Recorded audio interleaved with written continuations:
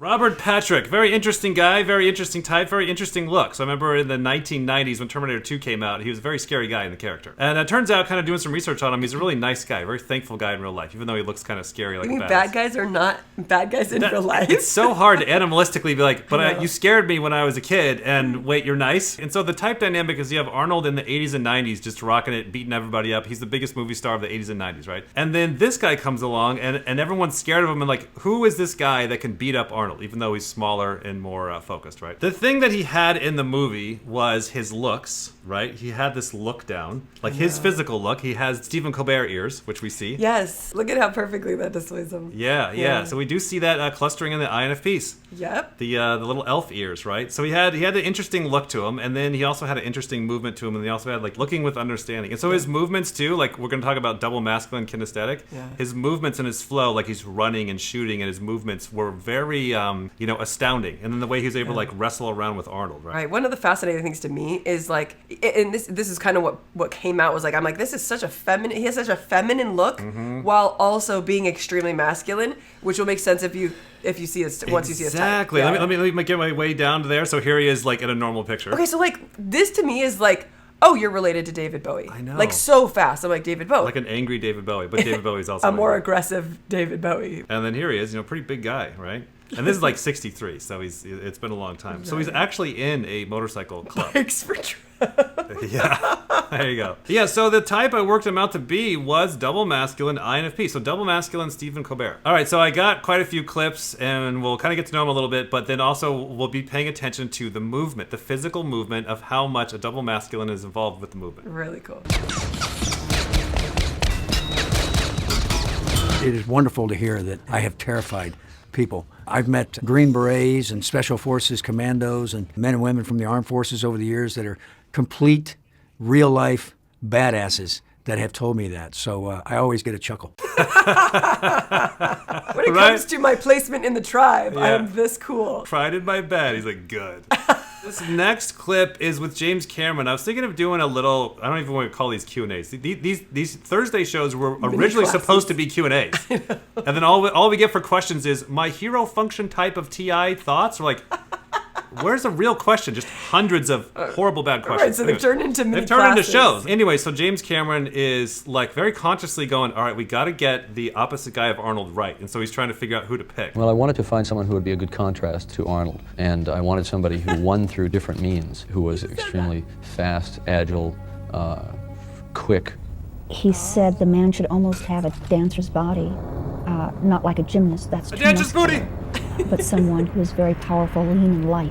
He should look like he isn't a physical contest with Arnold. It's a different kind of power. It's almost like it's about senses with him. You feel that he's very in touch with the world and analyzing it and observing it. And that's very much what the T-1000 is about, because he's a perfect chameleon. Okay, so you have him going, all right, he's basically describing, like, I need a double observer. Allegedly a single observer. Right. The NI is going, I need somebody who's actually paying attention to shit. Right. Who's actually looking at stuff. But then also in contrast of Arnold, not the SE. Not Arnold going, hey, cool, bruh, I'm big and bad and I can beat you up. No, I'm cool, I can big and bad, I can beat you up. Yeah, if Arnold is playing the physical role. Total different character of strength. It just worked. It ended up working so well, and I love seeing that. Like you see this type stuff in casting, movie casting. Like this is going to be really good for FBI and a lot of different areas where this tool is going to be really, really useful. One of them is casting, and we see with casting directors, some of them they just accidentally cast the right person. I know. Or the wrong person. But it's great to see where a director is like, okay, we actually consciously, physically thought this through and figured out what we wanted and then got it and then actually got it to work. All right, here comes some movements. One of the scenes I want to talk about is when you and Arnold face off for the first time at the Galleria. Oh my God. Because up until then, we don't know what you're capable of. Right. And suddenly we see that this guy can push Arnold around. Big secret. And it was a big secret to Arnold. I remember that day, I think he went to Jim and said, I want to pick Robert up. I want to pick the T-1000 up and throw him around a little bit. And I think Jim said, no, you don't get it. He's much more dense than you are. You can't do that. If I remember correctly, he was kind of trying to process why he couldn't do it. So, but you're taking all these bullets. But I'm coming around the corner. Well, he's shooting with a shotgun, so I'm taking these blasts. So you've got that sequence. So every hit where it flowered, I had to remember where it was flowering, how to sell that hit as the T-1000, not a human being, back to the position. Boom, boom, boom. That's happening.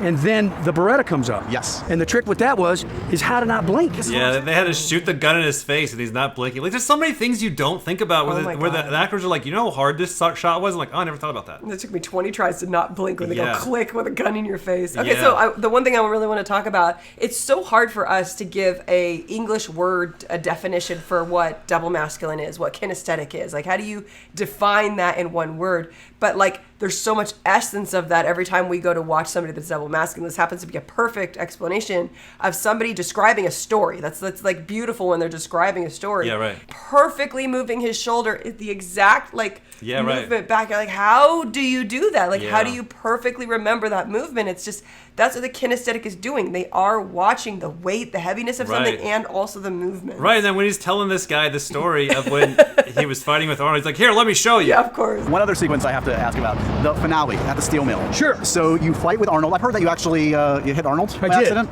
Was it by accident? Uh-oh. Was that confirmed? Was it confirmed, Did you have Arnold? beef with Arnold? What happened? Did I actually do it by accident, my friend? I don't know. Yeah, it was by accident. I'm just kidding. It was by accident. How did he take it? He took it like a man or a machine. Josh, I'm going to demonstrate on you. He had this arm, I believe, Look at the had kid. been mangled. Sure. I feel So uncomfortable. this arm was behind him. So now you're laying down on your face, Right. and I've got this big thing that I'm wielding this way, and I've got to send it flatly into the bathroom. Cars And driving by. there was a mark that I was supposed to hit. I do it like 3 or 4 times. And there was one time while I did it, I went, and in my mind I went, oh fuck, I just really hit his arm and I had to send it again, right? And he didn't say anything.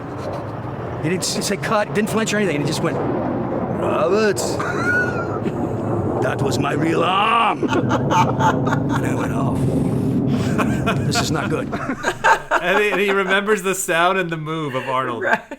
God, I remember that scene in the movie. movie. That was such a violent scene because he was stabbing that thing all the way through him. Like, you never think about that. Like, are you really hitting Arnold on the ground with this big metal fucking rod? Sometimes, yes. So the thing I really liked about the guy is you have a very famous movie, and it's now 30 years later. And so how did everybody turn out? You know, Arnold went on to continue his quest, right? And this guy, Robert, like, he didn't go on to be a super duper movie star like Arnold. Like, he's been in like TV shows, just kind of, you know, smaller stuff, right?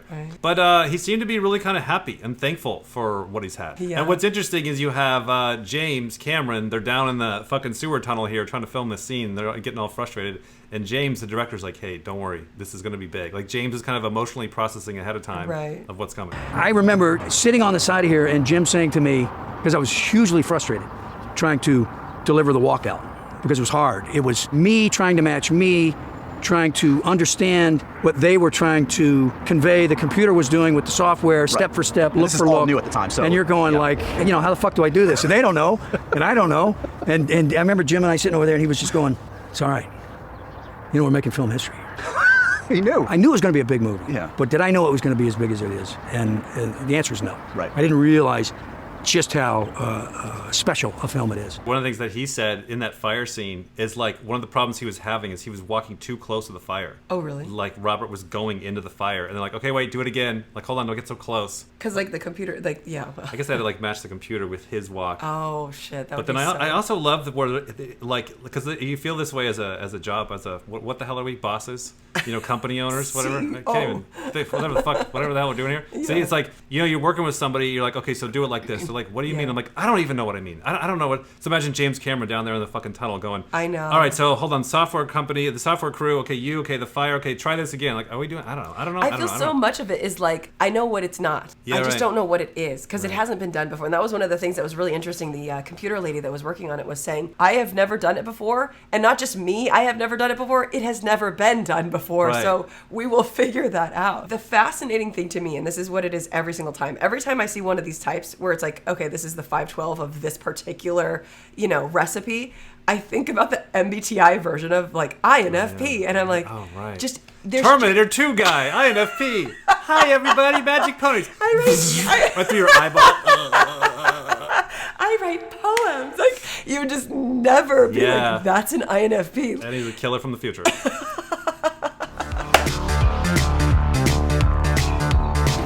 I never saw the T-1000 run up a hill, but if he did, it might look something like this. Could you get it? Because that hurt my balls.